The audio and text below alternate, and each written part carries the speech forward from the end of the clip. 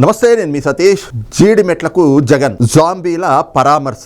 ఇది ప్రస్తుతం రెండు తెలుగు రాష్ట్రాల్లో కూడా పెద్ద ఎత్తున చర్చనీయాంశంగా మారినటువంటి అంశం. మరి ఏమిటి ఈ రకమైనటువంటి చర్చకు దారి తీసినటువంటి అంశాలు అనేటువంటి విశ్లేషణలోకి వెళితే అసలు ఒకంత ఆందోళన కలిగించేటువంటి విషయం, ఒకంత ఆవేదనకి గురి చేసేటువంటి అంశం ఏమిటి అంటే సమాజం, మనం బ్రతుకుతున్నటువంటి ఇదే సమాజం ఈ రోజున వికృత రూపం దాలుస్తూ ఉందా అనేటువంటి అనుమానాలు కూడా రేకెత్తా ఉన్నాయి. కారణం ఏమిటి అంటే మన చుట్టూ జరుగుతున్నటువంటి కొన్ని సంఘటనలు చూస్తే అరే ఎక్కడున్నాం మనం, ఎలాంటి సమాజంలో బ్రతుకుతున్నాం, అరే సమాజంలో నిజంగా మనం బ్రతుకుతున్నటువంటి ఈ సమాజంలో మనం మనుషుల మధ్యన బ్రతుకుతున్నామా, లేదంటే గనక రక్త పిశాచులు అంటారే, జాంబీస్ అంటారు. ఈ మధ్యకాలం చాలా పెద్ద ఎత్తున అది ప్రచురణలోకి వచ్చింది. ఆ జాంబీల మధ్యన మనం బ్రతుకుతున్నామా అనేటువంటి ఒక ఆందోళన కూడా కలుగుతున్నటువంటి పరిస్థితులు, అలాంటి పరిణామాలు మన కళ్ళ ఎదుట మనం ఉంటున్నటువంటి ఇదే సమాజంలో మనం చూస్తూ ఉన్నాం. ఎస్, ఎందుకు ఈ మాట చెప్తా ఉన్నా అంటే ఈ మధ్య కాలంలో గత కొంతకాలంగా చూసుకున్నట్లయితే అరే ఎన్నడూ కూడా ఎప్పుడో మనం సినిమాల్లో చూడడమో, లేదంటే గనక ఎక్కడో జరిగింది అని చెప్పి వినడమో లాంటి సంఘటనలన్నీ కూడా ఈ రోజున మన చుట్టుపక్కలే జరుగుతూ ఉన్నాయి. ఒకవైపున అసాంఘిక కార్యక్రమాలు కావచ్చు, లేదంటే గనక అత్యాచారాలు, మహిళలపైన హత్యాచారాలు కావచ్చు. అరే ఆఖరికి పసిపిల్లలపైన కూడా అత్యంత కిరాతకాలకు ఒడిగడుతున్నటువంటి వ్యక్తులను కూడా నిన్న మొన్నటి వరకు మన కళ్ళ ఎదుట మనకి తెలిసిన వాళ్ళతోటో లేదా మనతోటే తిరిగినటువంటి వ్యక్తులు అలాంటివి చేస్తున్నటువంటి పరిణామాలు కూడా మనం చూస్తున్న పరిస్థితులు మనం ఉంటున్నటువంటి ఇదే సమాజంలో చోటు చేసుకుంటూ ఉన్నాయి. ఇంకో వైపున చూస్తే ఆ మాటలు చెప్పడానికి కూడా చాలా అసహ్యంగా ఉంది, ఇబ్బందికరంగా ఉంది. అయినా కూడా మన చుట్టూ జరుగుతున్నటువంటి విషయాలు కాబట్టి వాటిని గురించి కూడా ఒక్కసారి ప్రస్తావించుకోవాల్సినటువంటి అవసరం ఉంది. కాబట్టి అక్రమ సంబంధాలు కావచ్చు, లేదంటే గనక అసలు ఇంకా పూర్తిగా ఊహ తెలిసి తెలియక ముందే ప్రేమల పేరుతోటి వికృత చేష్టలకు ఒడుగడుతున్నటువంటి వైనాలు కావచ్చు. టూ వీలర్ల మీద అమ్మాయిలు అబ్బాయిలు ఎక్కి ఏ రకంగా కొన్ని అసాంఘికమైనటువంటి కార్యక్రమాలు చేస్తూ వాటిని కూడా అవేవో ఫీట్స్ లాగా, అదేదో పెద్ద సాధింపులాగా, దాన్ని ఏదో సాధించినట్లుగా, అది వాళ్ళకి ఏదో పెద్ద గౌరవాన్ని తెచ్చిపెట్టేటువంటి అంశాలలాగా ఎలాంటి కార్యక్రమాలు జరుగుతున్నాయి, ఎలాంటి వీడియోలు సోషల్ మీడియాలో సర్క్యులేట్ అవుతూ ఉన్నాయి, వైరల్గా మారుతూ ఉన్నాయి. ఇవన్నీ చూసినప్పుడు అరే ఈ సమాజం ఎటు పోతా ఉంది, ఏమైపోతా ఉంది అనేటువంటి ఆందోళన, అదే క్రమంలో ఇలాంటి సమాజంలోన మనం ఉంటుంది అనేటువంటి ఒక బాధ, ఒక ఆవేదన కూడా కలుగుతున్నటువంటి పరిస్థితులు. అరే నిన్నగాక మొన్న చూసాం మనం ఇదే జీడిమెట్లలో 16 ఏళ్ల చిన్న పిల్ల చదువుకుంటోంది, 8వ క్లాసో 9వ క్లాసో చదువుకుంటోంది ఆ అమ్మాయికి అప్పుడే ప్రేమ పేరుతోటి ఎవరో శివ అనే అబ్బాయితోటి ఆ అమ్మాయి చట్టాపట్టాలు వేసుకుని తిరగటం. అది తెలిసి ఆ పిల్ల తల్లి మందలించింది, ఈ వయసు నువ్వు చదువుకోవాల్సినటువంటి వయసు, చదువుకొని మంచి స్థాయికి వస్తావు అని చెప్పేసి మేము నీ మీద అలాంటి ఆశలు పెట్టుకుంటే నువ్వేమిటి, అసలు ఇది వయసు కాదు, ఈ వయసులో నీకు ప్రేమ ఏమిటి, అలా తిరగడం తప్పు అని చెప్పి మందలించి బుద్ధి చెప్పిన కారణంగా మరి ఆ అమ్మాయి హర్ట్ అయింది, ఆమె మనోభావాలు దెబ్బతిన్నాయట.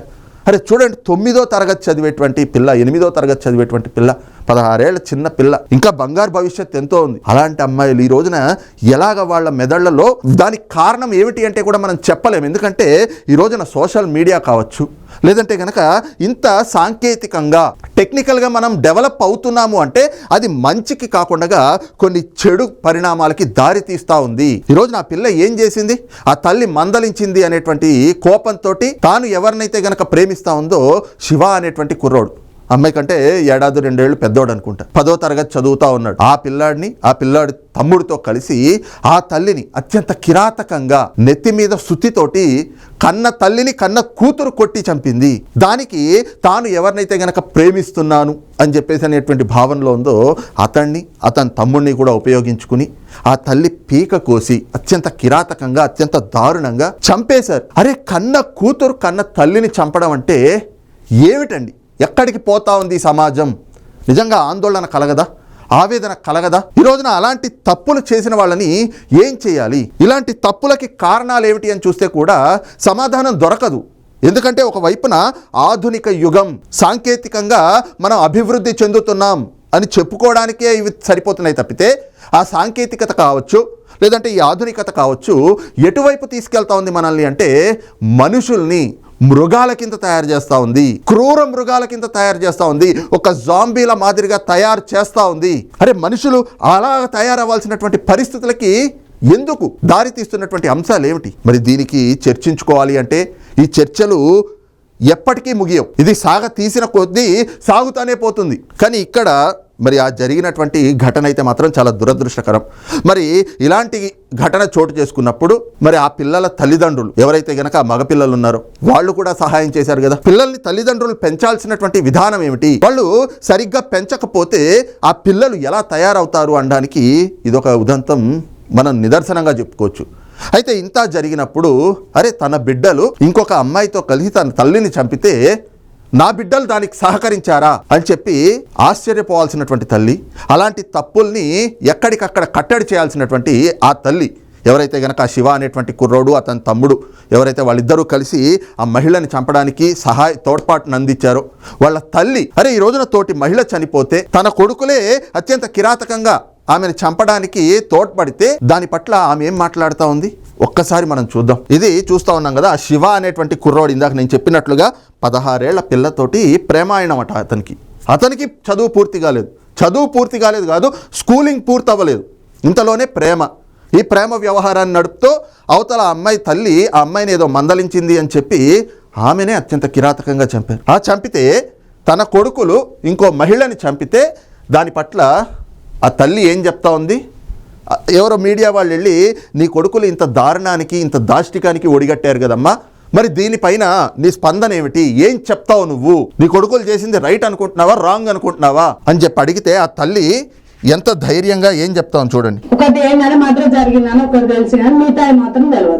అంటే నా తరఫున అయితే చావదెంగడం మంచిదని నా వరకు అయితే నేను అనుకుంటున్నా. అంటే అక్కడ వింటున్నాం కదా, ఒక మహిళ అయ్యుండి తన పిల్లలు, ఒక తల్లి అయ్యుండి తన పిల్లలు ఇంకొక ఆడబిడ్డ తల్లిని ఆ ఆడబిడ్డతోటే కలిపి చంపేస్తే ఏం కాదు చంపేయడమే మంచిది అని నేను అనుకుంటున్నా అని చెప్తుంది. ఒక మహిళ సాటి మహిళను గురించి చంపేయడం మంచిదట. అంటే దేన్ని ప్రోత్సహిస్తున్నారు? హింసల్ని ప్రోత్సహిస్తా ఉన్నారా? ఈ రోజున సమాజంలో ఇలాగ తయారవుతా ఉన్నారా మనుషులంతా కూడా? అరే నా పిల్లలు చేసింది తప్పు, నా పిల్లలు శిక్షార్హులే, వాళ్ళకి శిక్ష పడాలి అని చెప్పడంతో పాటుగా నా పెంపకం వల్లే వాళ్ళు ఇలా తయారయ్యారు అని బాధ్యత వహించాల్సినటువంటి వ్యక్తి ఆవిడ. కానీ ఏం చెప్తా ఉంది? చంపేయడం కరెక్టే, నా ఉద్దేశంలో చంపాల్సిందే అని చెప్పి బూతు పదాలు. సరే ఇక అది వాళ్ళ నేచరు, వాళ్ళ ఆ నేచర్లో వాళ్ళ అదే భాష, వాడుక భాష వాళ్ళకి అదే ఉంటుంది అని అనుకున్నా కూడా అరే బిడ్డలు తప్పు చేస్తే దాన్ని సమర్థించే తల్లులా ఎక్కడికి పోతా ఉంది ఈ సమాజం, ఎక్కడికి పోతా ఉంది ఈ లోకం?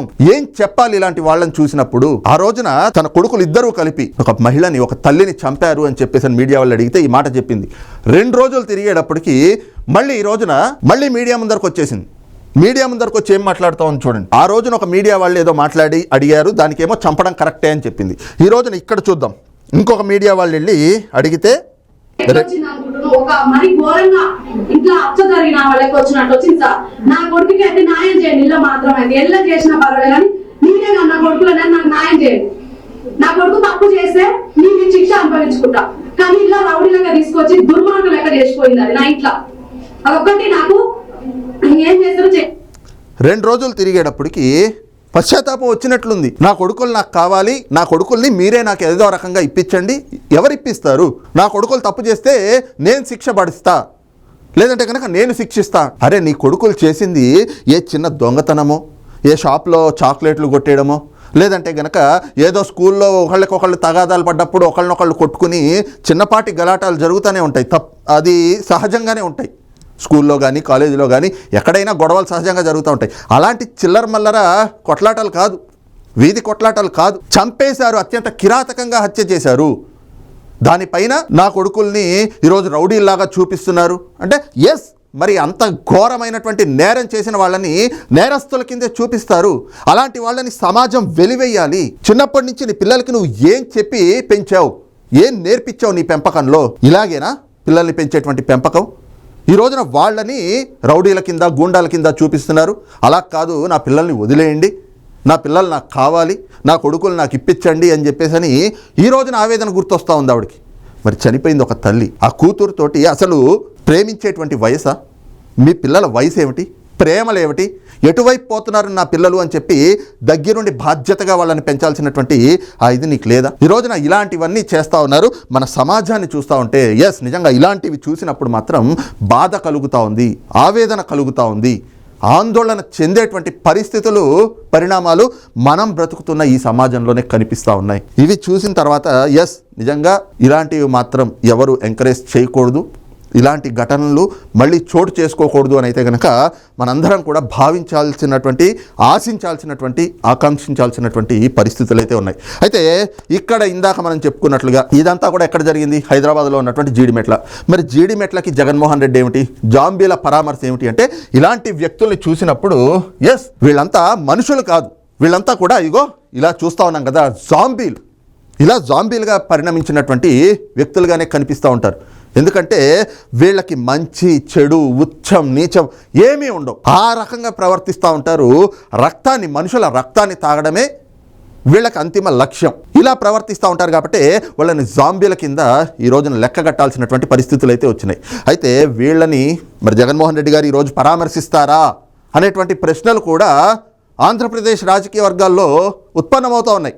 కారణం ఏమిటి అంటే, ఈ జగన్మోహన్ రెడ్డి గారి రాజకీయం ఎలా ఉంటుంది, ఆయన రాజకీయం ఎలా వచ్చింది మనం చూసాం కదా. వైఎస్ వివేకానంద రెడ్డి గారి గొడ్డలి వేటు, గొడ్డలి పోటు ఆ రోజునే మనం చూసాం.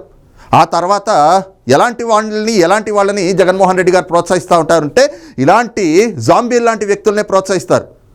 చూసాం. ఏదైతే కనుక అధికారంలో ఉన్నప్పుడు అటు డాక్టర్ సుధాకర్ గారిని అధికారంలోకి రావడానికి సొంత చిన్నాన్న వైఎస్ వివేకానంద రెడ్డి గారిని గొడ్డలి వేట్లేసి మరి అత్యంత కిరాతకంగా ఈ జాంబీలు ఏ రకంగా అయితే పీకలు కొరికేసి మరి మనుషుల రక్తాన్ని తాగుతాయో, సొంత చిన్నాన్నని గొడ్డలి వేట్లు వేయించినటువంటి చరిత్ర జగన్మోహన్ రెడ్డి గారిది అన్నటువంటి ఆరోపణలు కూడా ఇప్పటికీ ఉన్నాయి. దానిపైన ఇంకా ఆ కేసు దర్యాప్తు జరుగుతూ ఉంది. ఆ తర్వాత ఆయన అధికారంలోకి వచ్చిన తర్వాత మాస్క్ అడిగిన పాపానికి డాక్టర్ సుధాకర్ గారిని ఏ రకంగా మరి ఆయన్ని హింసించి, వేధించి, వేటాడి ఆయన్ని ఎలాగ చిత్రహింసలకు గురి చేసి ఆయన చావుకు కారణమయ్యారో జగన్మోహన్ రెడ్డి గారి చరిత్ర అందరికీ తెలిసిందే.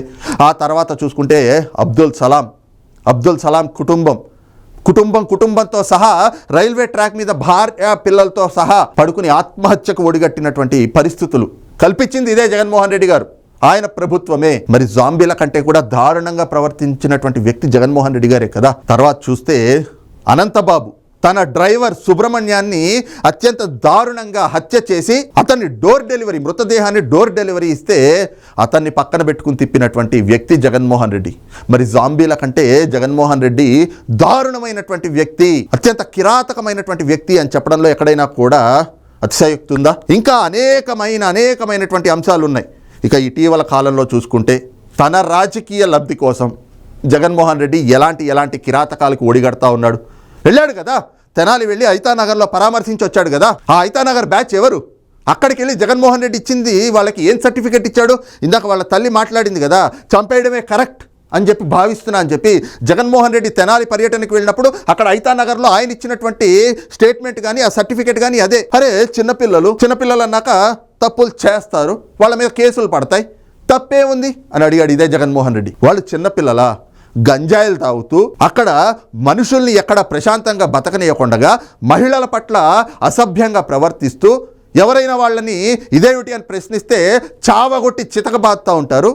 అలాంటి వాళ్ళంతా కూడా అదేంటి చిన్నపిల్లలు, వాళ్ళ మీద కేసులు ఉండడం సహజం అని సర్టిఫికెట్ ఇచ్చొచ్చాడు రౌడీ షీటర్లకి, అలాగే గాంజా బ్యాచ్లకి. ఇక తర్వాత చూస్తే ఏదైతే రెంటపాళ్ల గ్రామం బెట్టింగులు కాసే బ్యాచ్ల్ని జగన్మోహన్ రెడ్డి పక్కన పెట్టుకుని తిప్పుకుంటా ఉంటాడు. వాళ్ళు ఆత్మహత్యలు చేసుకుంటే వాళ్ళకి విగ్రహాలు పెట్టిస్తూ ఉంటాడు. వాళ్ళు ఏమైనా స్వతంత్ర సమరయోధుల, వాళ్ళు ఏమైనా దేశం కోసం పోరాడినటువంటి వీర జవాన్ల? బెట్టింగులు కాసి ఆత్మహత్య చేసుకున్నోడికి విగ్రహాలు పెట్టిస్తాడు ఈ జగన్మోహన్ రెడ్డి. మరి ఇలాంటి వాళ్ళని జాంబీలనకి ఇంకేమంటారు జగన్మోహన్ రెడ్డి లాంటి వ్యక్తుల్ని? ఇంకో పక్కన తన పర్యటనలో తాను వెళ్తున్నటువంటి కారు కిందే తన పార్టీ కార్యకర్తే పడి చనిపోతే ఏం కాదు, ఆ బాడీని అతన్ని తీసి అవతల ముళ్ళ కొంపల్లోకి ఇసిరేయండి, నువ్వైతే కారు పోని అని చెప్పి డ్రైవర్ తోటి చెప్పి ఆ కార్ని ముందుకు తీసుకెళ్ళిపోయి పర్యటనకి వెళ్ళిపోయాడు. మానవత్వం ఉన్నటువంటి మనుషులు ఎవరైనా చేసే పనా? అరే మనం రోడ్డు మీద వెళ్తున్నప్పుడు ఏవైనా రెండు టూ వీలర్లో లేదంటే ఒక కారు బైకో ఏదైనా ఢీకొని ఏదైనా యాక్సిడెంట్ జరిగితే 10 మంది గుమిగూడతాం అక్కడ.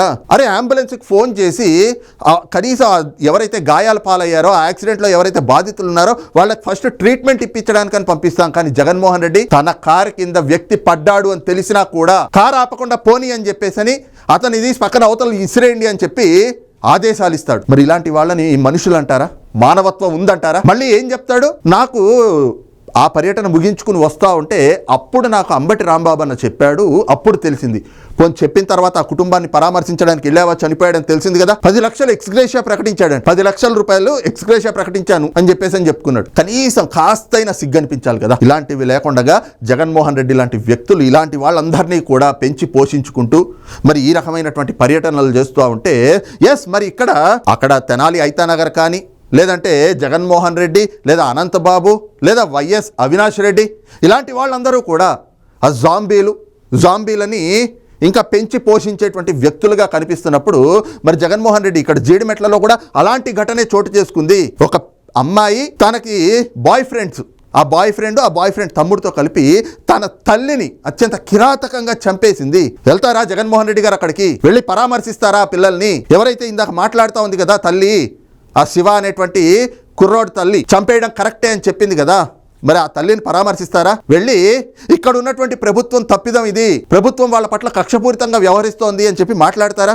ఎందుకంటే అలాంటి జాంబీ మనస్తత్వాలు ఉన్నటువంటి వ్యక్తులనే కదా మీరు పరామర్శించేది. మీకు కావాల్సింది అధికారం లేకపోతే ఒక జాంబీలాగానే మీరు వ్యవహరిస్తారు కదా. మరి ఆ తీరులో వీళ్ళని కూడా పరామర్శిస్తారా? అందుకోసం జీడిమెట్లకి వస్తారా అని చెప్పి ఈ రోజున ఆంధ్రప్రదేశ్ రాజకీయ వర్గాల్లో జగన్మోహన్ రెడ్డి గారి పైన అనేక ప్రశ్నలు సంధిస్తూ ఉన్నారు. ఆయన వెళ్తారా అనేటువంటి ప్రశ్నలు ఉత్పన్నమవుతా ఉన్నాయి. మరి జగన్మోహన్ రెడ్డి గారు జీడిమెట్లకు వచ్చి ఆ శివ కుటుంబాన్ని కూడా పరామర్శించి పోలీసులు దాష్టికాలు చేస్తూ ఉన్నారు. అరే చిన్నపిల్లలు అన్నాక తప్పులు చేయకుండా ఉంటారా? ఏదో తెలిసి తెలియక చంపేస్తే తప్పే ఉంది. అలాంటి వాళ్ళని వదిలేయాలని కానీ వాళ్ళ మీద కేసులు పెట్టి వాళ్ళని ఇలా హింసిస్తారా? ఈ రోజున వాళ్ళని రౌడీల కింద చూపిస్తున్నారు అని చెప్పి ఆ తల్లి ఆవేదన చెందుతోంది అని చెప్పి సమర్థిస్తారా జగన్మోహన్ రెడ్డి గారు? ఎందుకంటే మీ ప్రవృత్తి అదే కదా, మీ మనస్తత్వం అదే కదా.